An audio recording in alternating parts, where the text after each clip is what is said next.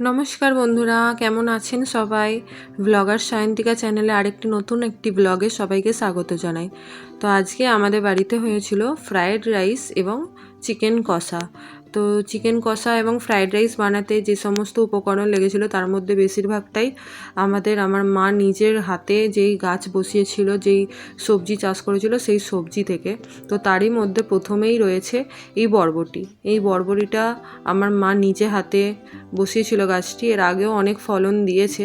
তো এর মধ্যে থেকে আমি বলেছিলাম মাকে যে ও মা, আমার জন্য একটু ফ্রায়েড রাইস করবে, কিন্তু টাটকা সবজি দিয়ে, দোকান থেকে কিনে নয়। এবং ছাদের মধ্যে আমাদেরও ছাদ বাগানের আরও ভিডিও দেখতে পাবেন। এই যে দেখুন, আমার ছাদ বাগানে, আমার মায়ের ছাদ বাগানে কি সুন্দর ক্যাপসিকাম হয়ে রয়েছে, দেখতেই পাচ্ছেন ক্যাপসিকাম। আমার মা টাটকা ক্যাপসিকাম তুলে নিল, একটা লাল ক্যাপসিকাম তুলে নিল, যেহেতু দুটো ক্যাপসিকামের গাছে দু রকমের হতো, লাল এবং সবুজ দুটোই তুলে নিয়েছে দু রকমের। এটা ছাদের হাইব্রিড নয়, একটু আমাদের দেশীয় ছাদের যেহেতু সবজি, সেই কারণে এরকম সাইজের হচ্ছে। হাইব্রিড হলে আরেকটু বড় হতো, আরেকটি হয়ে আছে। আমার মা এটা তুলে নিল এবং এই যে সব কিছু বরবটি এবং ক্যাপসিকাম দুটোই নেওয়া হয়েছে, এবং বাবাকে বলা হয়েছিল মাংসটা এবং গাজরটা কিনে আনতে। তো আমার বাবা গাজরটাও কিনে এনেছিল। মা সব কিছু কেটে জোগাড় করে নিয়ে নিয়েছে। আমার মা এখানে গাজর কুচিয়ে নিয়েছে এবং বরবটি, ক্যাপসিকাম দু রকমের, আর এখানে মাংসের জন্য সমস্ত কিছু করে নিয়েছে। এবং আমাদের যে বাসমতি চাল হয় ফ্রায়েড রাইসের, সেই জন্য সেই চালই নিয়ে নিয়েছে। আর বাসমতি চালটি যেটা আছে সেটা আমার মা 1 ঘন্টা ভিজিয়ে রেখে দিয়েছিল। আপনারাও চাইলে ভিজিয়ে নেবেন, কারণ ভিজিয়ে রাখলে একটু ঝুরো ঝুরো হয়। আর ভাতটা ফোটানোর সময় একটু লেবুর রস বা ভিনেগার দিয়ে দিলে আরও সুন্দর ঝরঝরে হয়। তো এখানে মাংসের জন্য আমার মা স্পেশালি মাংসতে আলু দেয়। আমারও খুব ভালো লাগে, ছোটোবেলা থেকে আলু দিলে একটু গ্রেভিটা বেশি হয়। আর আমার মা আদা রসুন সব পেস্ট করে রেখে দিয়েছে মিক্সিতে। আর এইখানে যে বাসমতি চালটা ছিল, বাসমতি চালটাও নিয়ে নিয়েছে, তেজপাতাও নিয়ে নিয়েছে কিছু, এবং ওখানে ছিল কাজু বাদাম এবং কিশমিশ। এখানে মশলাটার মধ্যে হলুদ নিয়ে নিয়েছে, বাকি মশলাগুলো আছে উপরে।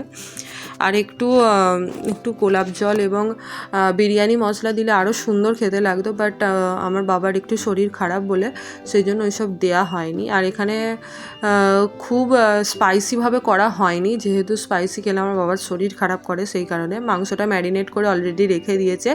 এর মধ্যে আছে সর্ষের তেল, হলুদ গুঁড়ো, লঙ্কা গুঁড়ো, ম্যারিনেট করতে এইগুলো দেওয়া হয়েছে। আপনারা চাইলে লেবু রস বা দইও দিতে পারেন, কিন্তু আমার মা ওটা স্কিপ করে দিয়েছে। এবং রান্না হতে হতে আমি আর একটা কথা বলে দিই, আমি আমার চ্যানেলে দুটো টাইমে লাইভ করি। একটা হচ্ছে দুপুর 12টা থেকে, এবং আর একটা হচ্ছে সন্ধ্যে 7টা থেকে। 2 ঘন্টা করে লাইভ করি। আর আমার মা মাংস করে লঙ্কা গুঁড়াও ইউজ করে, খুব কম, এবং কাঁচা লঙ্কাটা বেশিরভাগটাই ইউজ করে, কারণ শরীরের পক্ষে খুব একটা ভালো নয় গুঁড়ো মশলাটা আমার মা খুব একটা বেশি করে ইউজ করে না। তো এখানে গরম জল করে নিচ্ছে, এর মধ্যে তেজপাতা দিয়ে দিয়েছে এবং গোটা গরম মশলাও দিয়ে দেবে। এই যে দিয়ে দিয়েছে, এর মধ্যে দারচিনি, লবঙ্গ এবং এলাচ রয়েছে, আর কিছুটা পরিমাণে লবণ দিয়ে নিয়েছে। আচ্ছা, আপনাদের সঙ্গে একটা কথা বলে দিই, আর সাদা তেলও দিয়ে দিয়েছে। একটা কথা বলে দিই, আমার চ্যানেলে আগেও অনেক ধরনের ভিডিও আছে ছাদ বাগান রিলেটেড এবং কুকিং রিলেটেড, আপনারা চাইলে দেখতে পারেন। আর আপনারা আমাকে একটু সাপোর্ট করবেন। আমি নতুন, যেহেতু আমার চ্যানেলে ভিডিওতে তেমন ভিউজ আসছে না, আপনারা যদি একটু চান তাহলে একটু সাপোর্ট করতে পারেন। আর আপনারা যদি এটাও চান যে আমাকে সাপোর্ট ব্যাক হিসাবে পেতে, তাহলে আমার একটু পোস্টে কমেন্ট রাখবেন, তাহলেই হবে। লং ভিডিও, শর্ট ভিডিও যেটাতেই কমেন্ট রাখবেন সেটাতেই দেখলেই আমি সাপোর্ট করে দিই, আপনারা দেখতে পারেন। তো আমরা প্রথমত মাংসটাকে এবং আলুটাকে ভেজে নিই আগে।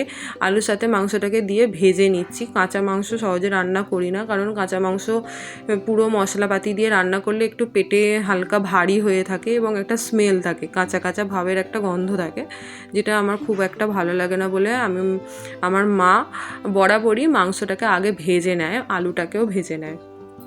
আর এখানে যে জলটা ফুটে এসছে সেই ফোটার পর থেকে রাইসগুলো যেটা ছিল ভেজানো চালটা দিয়ে দেওয়া হচ্ছে। তার মধ্যে কিছুটা 90% কুক হয়ে যাবার পরে নামিয়ে নিতে হবে এবং খেলিয়ে রাখতে হবে পাখার হাওয়াতে। তাতে কি বলুন তো ঝুরঝুরে হবে। আপনারা লেবুর রস এবং ভিনিগার দিতে পারেন, নাহলে লবণ দিয়ে সেদ্ধ করতে পারেন। লবণ দিয়ে রাখলে ভালোভাবে সেদ্ধ হয়। দেখবেন যে কোনো কিছু সেদ্ধ করতে গেলে একটু লবণ দিয়ে দিলে ভালো করে সেদ্ধ হয়। আর এখানে আমার মা ভিডিওটা বানাচ্ছিল বলে একটু আমার মার ঘোলা হয়ে গেছিলো, কারণ এক হাতে রান্না করেছে এবং আর এক হাতে ভিডিওটা বানিয়েছে যেহেতু, সেই জন্য। এবার মশলাপাতিগুলো দেখে নিন। হলুদ গুঁড়ো, লবণটা আগে থেকে নেওয়া হয়নি বলে লবণটা দিয়ে দিল, আর গুঁড়ো মশলা কিছু ইউজ করেনি। এখানে পেঁয়াজ কুচি, টমেটোর দানাগুলো বাদ দিয়ে দিয়েছে, কারণ আমার কিছুদিন আগে একটু কিডনি স্টোন হয়ে গিয়েছিলো, যার জন্য আমাকে টমেটো খাওয়া বারণ বলেই দিয়েছিল। কিন্তু টমেটো ছাড়া কিছুটা রান্না ভালোও লাগে না, সেই কারণে আমার মা টমেটোর দানাটা বাদ দিয়ে দেয়। আপনারা চাইলে দানাটা বাদ দিয়ে খাবার খাবেন, দেখবেন সব শরীর ভালো থাকবে। এই যে পেঁয়াজটাকে ভেজে নিচ্ছে আমার মা, কাঁচা লঙ্কাটাও দিয়ে দিয়েছে পেঁয়াজের মধ্যে। আর আমি রান্না করলে আমি মাংসতে একটু দারচিনি, লবঙ্গ, গোটা গরম মশলা আগে থেকেই দিয়ে দিই। এই যে পেঁয়াজটা ভাজা ভাজা হয়ে গেছে, এরপরে টমেটম দিয়ে দিল। আর টমেটম দেওয়ার পরে একটু লবণ দিয়ে দিলে কি বলুন তো টমেটমটা গলে যায়, কিন্তু আমার মা এটা দেয় না, কিন্তু তার জন্যই আমার বেশ ভালোই লাগে খেতে।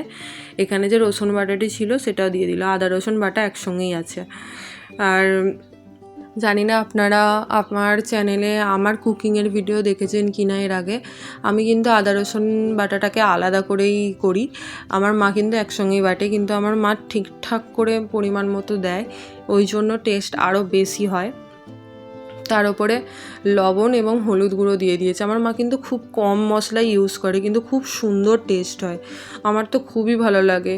এবং আমি তো যেহেতু আমার হাজব্যান্ডের জবের সূত্রে নেভিতে চাকরি করে, যেহেতু অনেকেই জানেন আমি গোয়াতে থাকতাম, তো ওখানে আমি আমার মায়ের হাতের রান্না পেতামই না।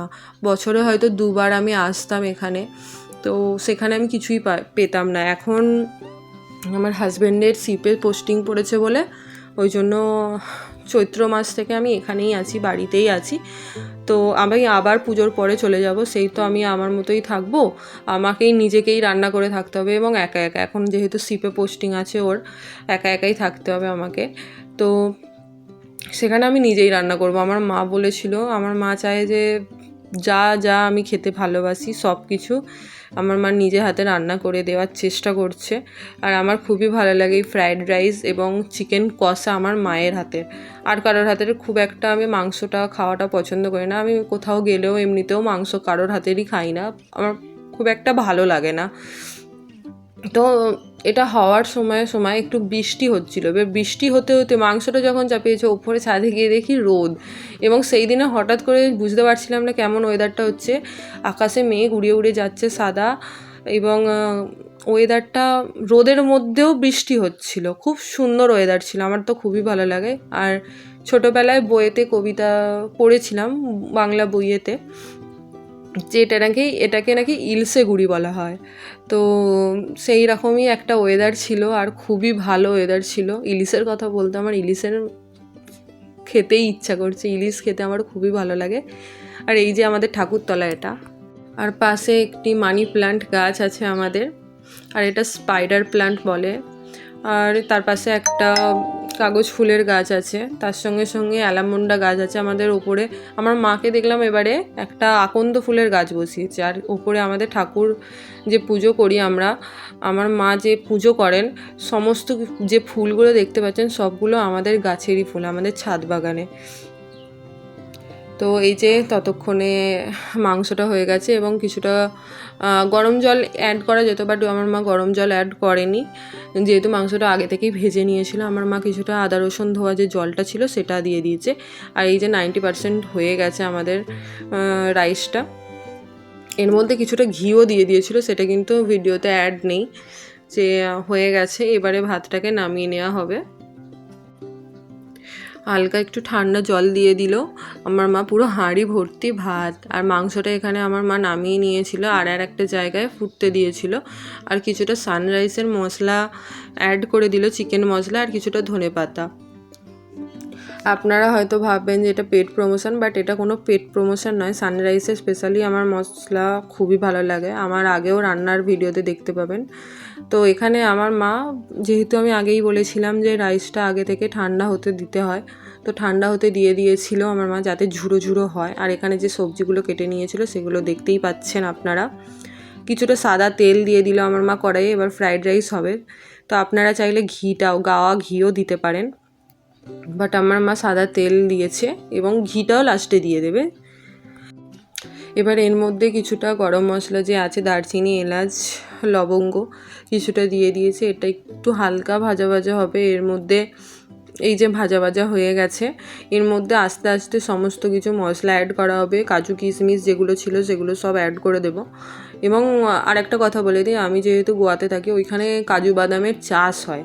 আর ওখানে কাজু বাদাম জানেন অনেক অনেক কম দামে, এবং আমাদের গোয়াতে কম দামে পাওয়া যায়, তার থেকেও বেশি কম দামে নাসিকে পাওয়া যায় কিশমিশ।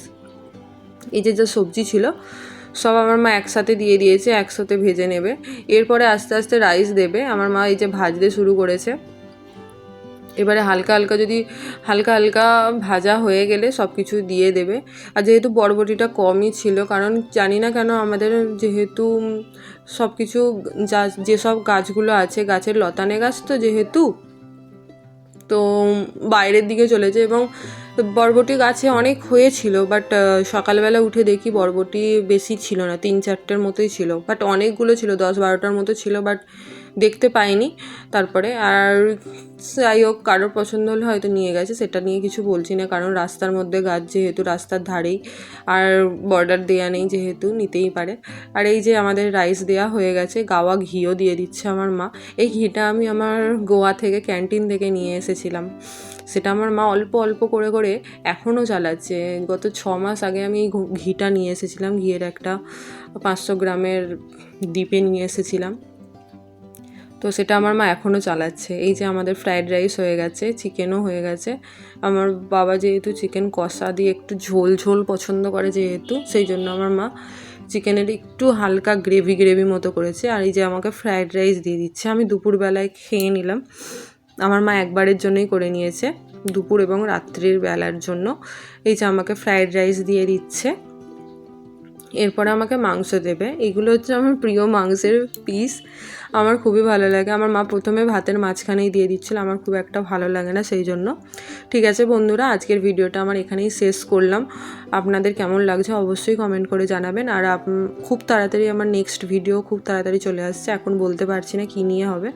ভালো থাকবেন, সুস্থ থাকবেন সবাই, টাটা, বাই বাই।